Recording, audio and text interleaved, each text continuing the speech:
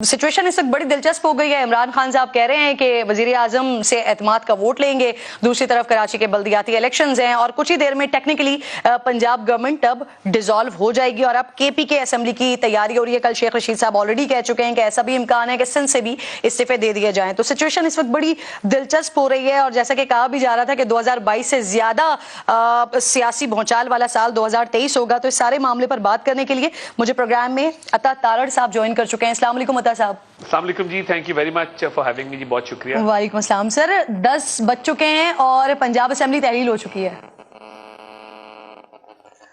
बिल्कुल जी, देखिए इसका नेचुरल कॉन्सिक्वेंस यही था कि असेंबली ने तहलील वन वे और दी अदर होना ही था और असेंबली की तहलील जो है उसके लिए हम ज़हनी तौर पे तैयार भी थे और जो पार्टी के 2 दिन में इजलास हुए हैं उसमें इलेक्शन की भरपूर तैयारी करने का फैसला किया गया है कि पार्लिमानी बोर्ड तश्कील दिए जाएं और इलेक्शन के लिए पार्टी को मजीद मुनज़्ज़म किया जाए, मुतहर्रिक उम्मीदवारों की शॉर्ट लिस्टिंग की जाए और पार्टी जो है वो मुकम्मल तौर पे इलेक्शन मोड में चली गई है।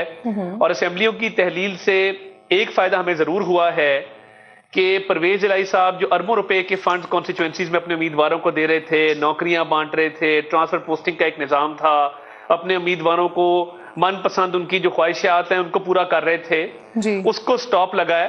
तो हम ये समझते हैं कि ये अगर बहुत पहले हो जाता तो बहुत बेहतर था और ये अच्छा हो गया है कि परवेज इलाही की हुकूमत का खात्मा हो गया आज और पंजाब से जो एक नाअहल करप्ट हुकूमत थी वो चली गई, जिसने लाहौर का मास्टर प्लान अप्रूव किया, जिसने बैड गवर्नेंस की इंतहा कर दी कि इमरान खान साहब कहने पे मजबूर हो गए कि पीटीआई की साख मुतासिर हो रही है क्योंकि ये करप्ट गवर्नमेंट है। हाँ।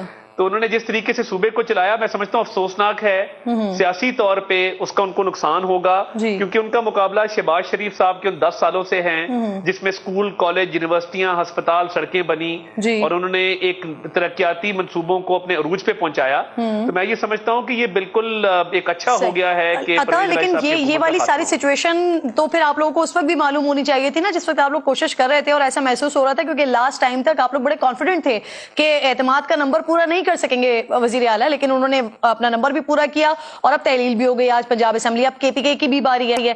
तो अगर ये दोनों असेंबलियां एक साथ तहलील हो रही हैं तो क्या हुकूमत इस बात पर कन्विंस हो गई है कि दोनों असेंबलियों का, पंजाब का और केपीके का, अप्रैल में इलेक्शन करवा लें?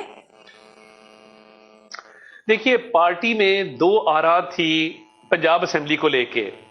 राना सनाउल्लाह साहब इस बात के हामी थे और बरमला उन्होंने इजहार किया कि अगर ये तोड़ते हैं इनको तोड़ देनी चाहिए, हमें कोई तरीके से एतमाद जमा नहीं करानी चाहिए, कोई एतमाद के वोट का नहीं कहना चाहिए और क्योंकि ये टूटेगी तो फायदा हमारा है। देखिए पंजाब में हम पहले ही ऑपोजिशन में थे और जब हम ऑपोजिशन में थे हम उससे बदतरीन पोजीशन पे तो जा नहीं सकते थे, तो हमें तो फायदा ही हुआ कि तहलील हो गई। बिल्कुल हमारी ये एक कोशिश भी थी, हमारी तवक्कुआत भी थी कि शायद हम वो नंबर पूरा कर लें और रन ऑफ इलेक्शन में अपना सीएम बना लें, मगर मैं समझता हूं कि एक तरीके से बेहतर हो गया कि उस मरहले से बच गए और ये इन्होंने खुद ही अपनी हुकूमत तहलील कर दी।